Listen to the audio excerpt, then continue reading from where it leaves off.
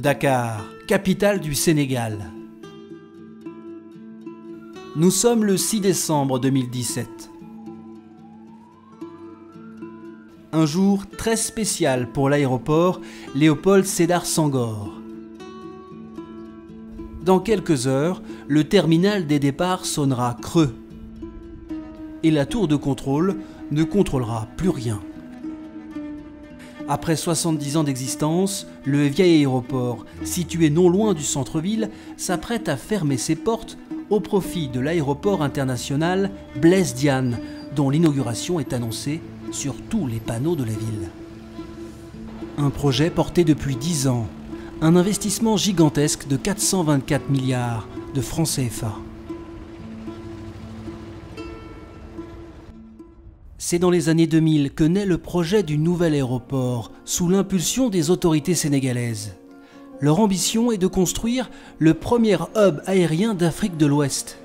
Une plateforme pour accueillir et faire voyager des millions de passagers et de marchandises en provenance du monde entier. Et contribuer ainsi au développement économique et au rayonnement international du Sénégal. L'aéroport, si vous voulez, c'est la porte par voie aérienne pour rentrer dans un pays. Et la position géographique du Sénégal, au sein même de l'Afrique, c'est un avantage énorme. Dakar est entouré que de l'océan. Et vous êtes à 5 heures de l'Europe, vous êtes à 5 heures des États-Unis d'Amérique. Donc, vous comprenez que Dakar, c'est une plaque tournante économique. Donc le hub, c'est quoi? C'est-à-dire rehausser Dakar en une plateforme qui peut offrir des services aériens et aéronautiques de qualité. La construction démarre en 2007. Le chantier dure 10 ans, jalonné de nombreux déboires, parmi lesquels des changements imprévus de maître d'ouvrage. Coût estimé au départ, 200 milliards de francs CFA. Coût estimé à l'arrivée, 424 milliards. Un projet financé par de nombreuses banques, parmi lesquelles la Banque africaine de développement. Un projet coûteux, mais tel semble être le prix à payer quand on tend à devenir la plaque tournante du transport aérien en Afrique de l'Ouest. Moi, je crois que le coût, ce n'est pas très important. Dès l'instant qu'on maîtrise son business plan, je crois que le coût, il est relatif, parce que ça dépend des équipements qui y sont. On peut construire un aéroport à moindre prix, en ne mettant pas les nouvelles normes de navigabilité, les nouvelles normes d'accueil, les nouvelles normes de sûreté, les nouvelles normes de sécurité. Parce que vous savez, aujourd'hui, la sécurité, elle est au cœur de tout. 7 décembre 2017, jour de l'inauguration de l'aéroport international Blaise Diagne. Nous prenons la route, direction Diass. 47 km dans des décors désertiques. 45 minutes de route, 3 péages, puis il apparaît tel un mirage sur plus de 4500 hectares. Voici la nouvelle vitrine du Sénégal.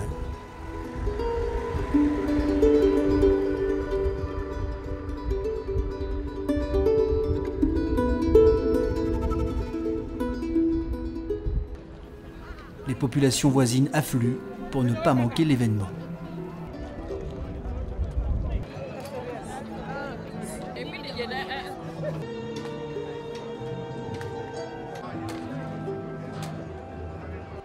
Nous sommes contents pour vous dire, en tant qu'habitants de la localité, franchement, pour cette ouverture de cet aéroport de niveau international. J'espère que ça pourra donner des jeunes comme nous d'emploi, puisque moi je suis un étudiant, ça peut nous profiter davantage. Midi, le président sénégalais Macky Sall fait une entrée triomphale accompagné de ses hôtes du jour, les chefs d'État gambiens, bissau-guinéens et gabonais. L'heure est à la démonstration de force. En témoigne ce spectaculaire show aérien. Pour les autorités sénégalaises, l'inauguration du nouvel aéroport est l'occasion rêvée de montrer au monde que le Sénégal prend son envol. Après tant d'efforts, nous voilà maintenant au bout de piste, prêts pour le décollage. Ce décollage s'appuie sur une vision qui donne un cap celui du Sénégal émergent. Le Sénégal émergent à l'horizon 2035. Plus que jamais, nous sommes et nous devons rester dans le temps de l'action. Parce que dans un monde globalisé, le progrès des nations dépend de leur capacité à relever les défis de la compétitivité, de la précision et de la vitesse. Pendant ce temps, l'aérogare Flambant-Neuve accueille ses premiers passagers. Une capacité de 3 millions de voyageurs par an, extensible à 10 millions à l'horizon 2035, contre 2 millions pour l'ancien aéroport Sangor. Une piste pouvant accueillir l'A380 au même titre que celle d'Abidjan et de Johannesburg, qui étaient jusqu'à présent les seules pistes africaines à accueillir le plus grand avion du monde. Hello Alp. How are you? Fine, thank you. So, how was the operation Yeah, it's today? very good. It's perfect. The first flight was okay? Yeah, first perfect. No We problem. yeah, no problem. On time, everybody? Five plane on the bridge. Yes, And it's perfect. Xavier Marie, DG de la société en charge de la gestion du nouvel aéroport, ne boude pas son plaisir.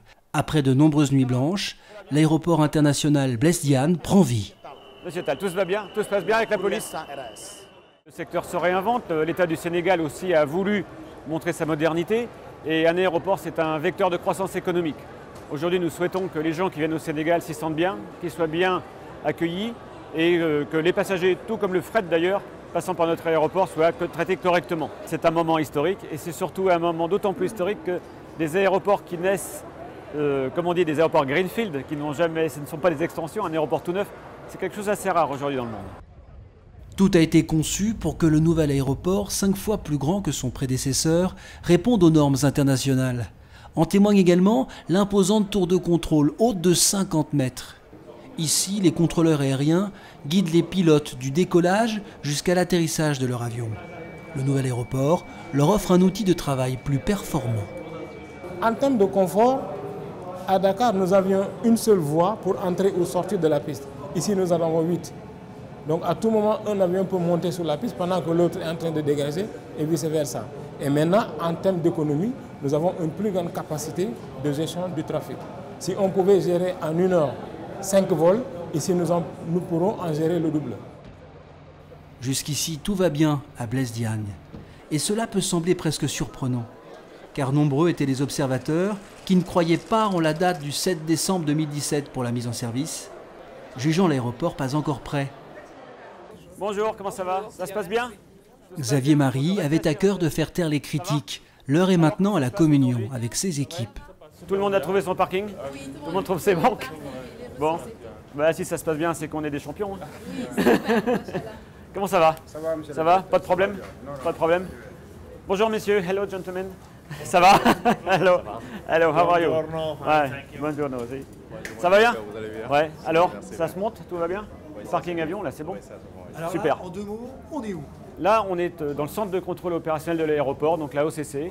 C'est ici qu'on a des gens qui travaillent 24 heures sur 24, de charmantes jeunes femmes et d'élégants jeunes hommes.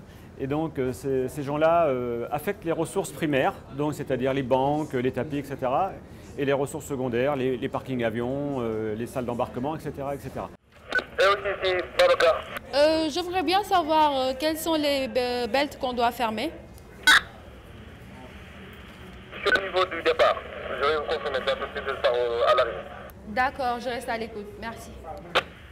Sally Pouillet, sénégalaise de 26 ans, vit sa première journée de travail. Ça se passe bien, un peu stressé au début, mais là, on est soulagé et tout, on est satisfait, on est fiers de nous aussi, parce qu'on a travaillé en équipe. Quand tu dis à ton entourage, je travaille dans le nouvel aéroport, qu'est-ce qu'ils disent? Ils sont fiers de moi, franchement, ils sont fiers de moi, ils m'encouragent. Et eux aussi, ils souhaitent venir travailler ici, comme tous jeunes Sénégalais. Avec ce nouvel aéroport, le Sénégal accomplit une première partie de son rêve aérien, la mise en service d'un hub régional. La seconde partie du rêve est en marche.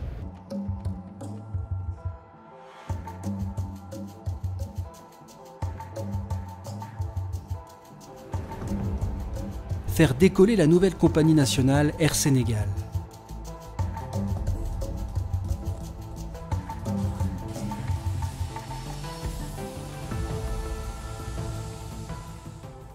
Cette dernière devrait effectuer ses premiers vols commerciaux dans le début de l'année 2018.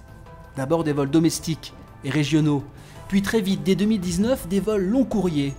Comprenez des vols internationaux sur au moins 6000 km de distance.